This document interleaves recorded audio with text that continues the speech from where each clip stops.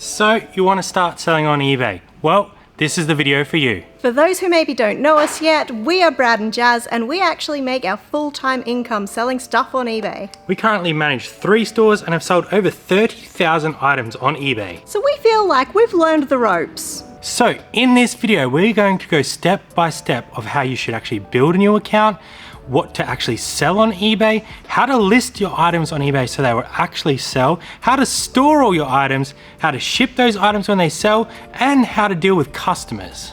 Okay, let's talk about creating an account on eBay. It's pretty simple. All you need to do is go up to this little thing up the top in the left-hand corner that says, "G'day, sign in." Now, you can either sign up as a personal account or a business account. For most people starting out on eBay, you're probably just gonna be after a personal account because you're probably just gonna sell a few things off here and there. I will actually change this account for us later back to a business account because obviously we are operating a business. But for now, let's go through personal account.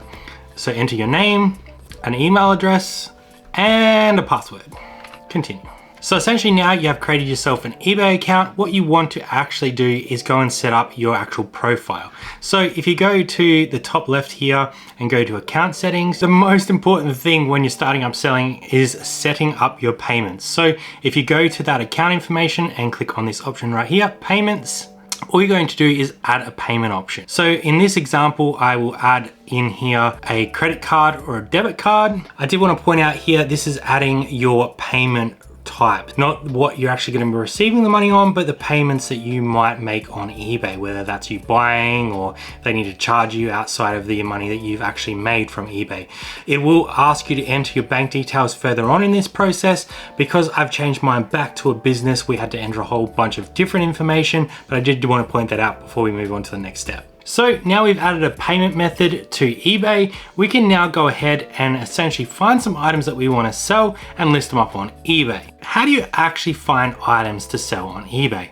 The best place to start is probably around the house. You probably have some old video games or good quality clothing and shoes that you never really wore, and you'd be quite surprised at how valuable some of that stuff actually is. Now, as seasoned sellers, we obviously find a lot of our stock from places like garage sales, thrift stores, and private buyouts. You've done the hard yards, you've gone out, or you've found something at home that you think's gonna sell on eBay. So what's next? Let's talk about listing and comping an item so that it'll actually sell on eBay. Okay, in this case, it is a pair of R.M. Williams boots that we found at an op shop. And what I'm going to do is start describing the item. So the best way to describe an item is usually by the brand first. So in this case, it is R.M. Williams. They are a pair of men's Craftsman leather Chelsea boots. Chelsea just refers to the style of boot. So that's an important little keyword to be putting in this one. Boots, black, size, these ones were a size 8. And they also, I'm gonna put the width in here and put wide because that actually means that 8H is a wider width. So let's have a quick search. There's probably not gonna be anything that pops up exactly the same. This one's pretty similar, so we'll just use this one here. They are pre-owned. Okay, you can see from the screen here that some of the item specifics are filled out and some are not. So we're gonna go through and fill out as much as we can in this section, just so eBay is able to rank our item as best as possible, and therefore hopefully we'll hit the top of search, and therefore hopefully sell our item a lot quicker than if we didn't fill this stuff in. So this was a size 8, and they were black, which is nice, leather, they are boots, and they are a leather boot. We'll go into recommended here as well. We're gonna say these are an 8.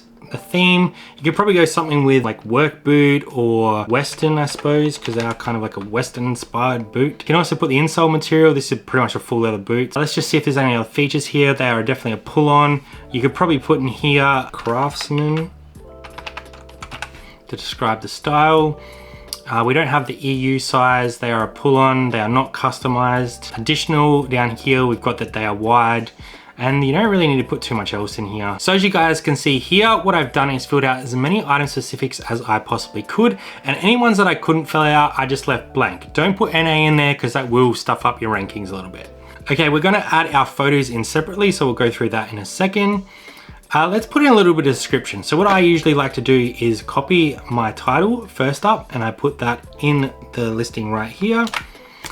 Then I just let people know if there's any sort of damage or that to the shoe. So give the shoe a really good look over and check if there's any damage. I'm just gonna say in very good pre-owned condition.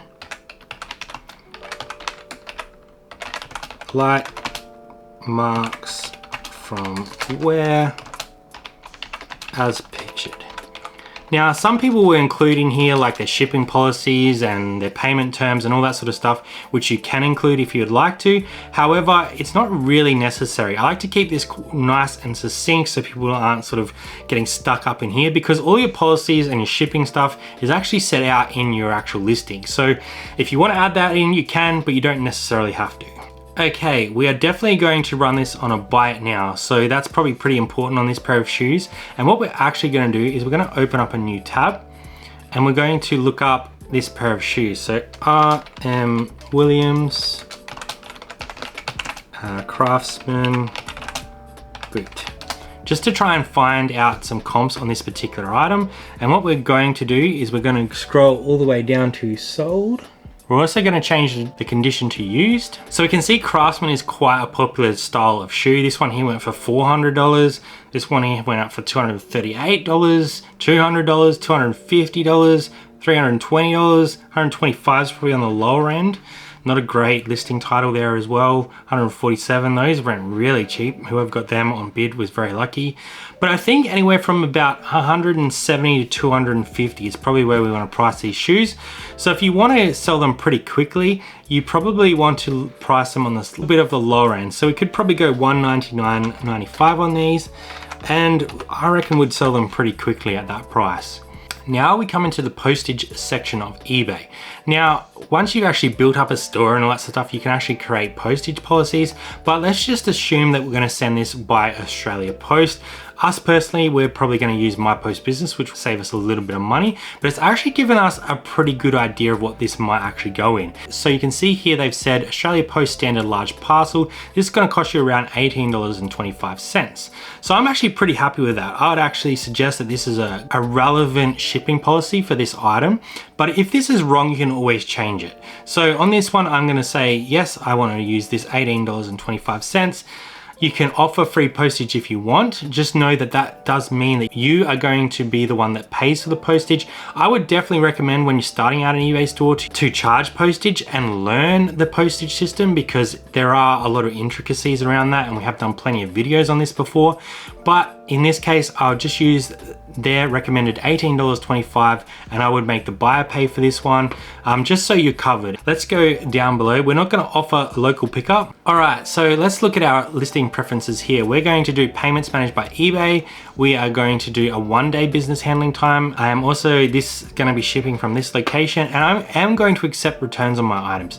Now, as a new seller, this is up to you whether you want to accept returns. I would probably recommend it in the long run, because people can actually use item not as described to return items, and that will actually impact your account even if you don't offer returns. So for our business, we offer free returns. I'd probably suggest to offer buyer pays returns in these cases, just so you're not up for the cost of people changing their mind, but we're going to accept returns on this item. Okay, now we have created a basic draft for ourselves. We're actually going to save this for later so we can go ahead and take some photos. So let's head back into the warehouse, get those photos, and then we can progress with this listing. The next thing that our listing needs is some photos of the item, and eBay recommends that we use a white or a light color background so that the item really stands out. Take lots of photos, make sure that your pictures don't have empty space around them so your item is front and center and your customer can see every little thing about it. We use our phones for ease of upload, and we always set it to square mode, and these are the pictures that we take. When we're taking photos of a pair of shoes like this, we'll have them right facing for our cover photo, just like that. And then we'll make sure that we show every other angle.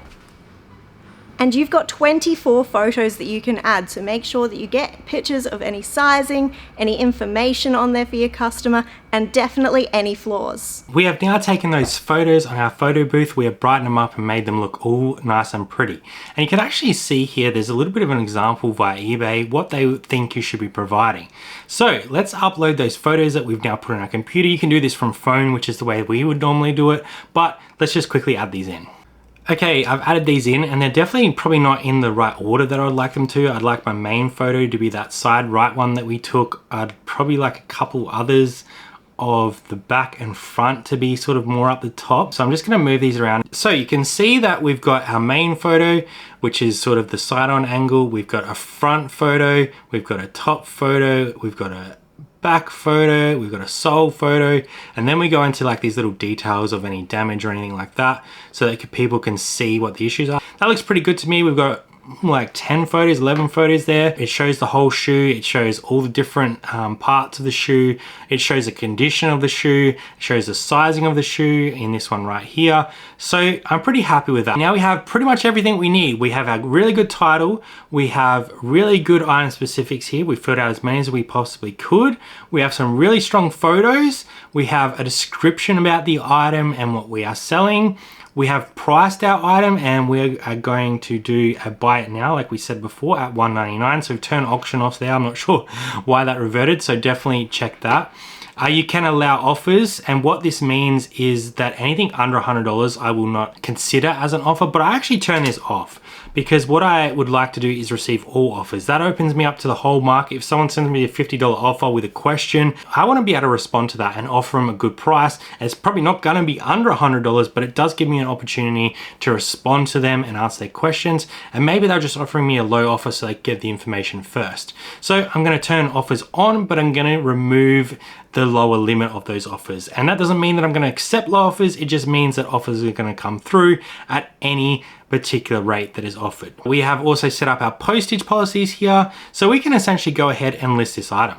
If you made it this far, you're 95% there, but don't run away just yet. We need to talk a little bit about how to actually store your items once you've listed them. Storing our items is one of the biggest things when you're starting out on eBay, because it's really easy just to throw stuff up on a shelf and hope you're able to find it later. And while you have a small amount of listings, that's definitely going to be possible. But as you start scaling, and as we have learned in the past, it gets harder and harder to find things. So whether you set up a box system like we've got here for smaller items like DVDs and video games, or you set up a bag and box system like we have with a lot of our clothing, it's definitely a really important part of getting your eBay store right. And if your storage situation isn't weather secure, like you've got it in your shed or a storage unit, you might want to invest in some plastic tubs to keep all that dirt and potential ingress of water out of your stock. Your item is sold and now it is ready to ship out to your customer. And before your item even sells, you're going to want to know what you're shipping it in so that you know exactly how much it's going to cost you. For a high quality boot like this, we'll always send it in a box, and this box actually costs $3.49 itself without the shipping. If you're going into your post office and sending this over the counter, it's going to cost you $18.25.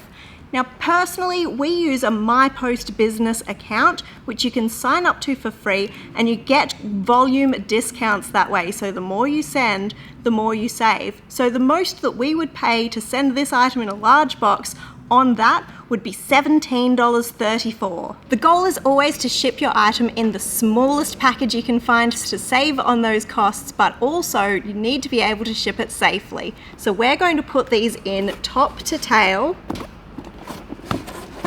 and then we'll put some paper in around them so that they don't rub together and they don't get beat up against anything. Now that our boots are safe, they are ready to close up and seal and send off. If you'd like to see the MyPost business shipping process, we won't bore you with it today, but you can go and see it over here. So you've shipped your item off, but the transaction is not complete until the customer sings. We don't know when we send an item if we're going to hear from that customer again. If you get a positive feedback down the line, that's fantastic.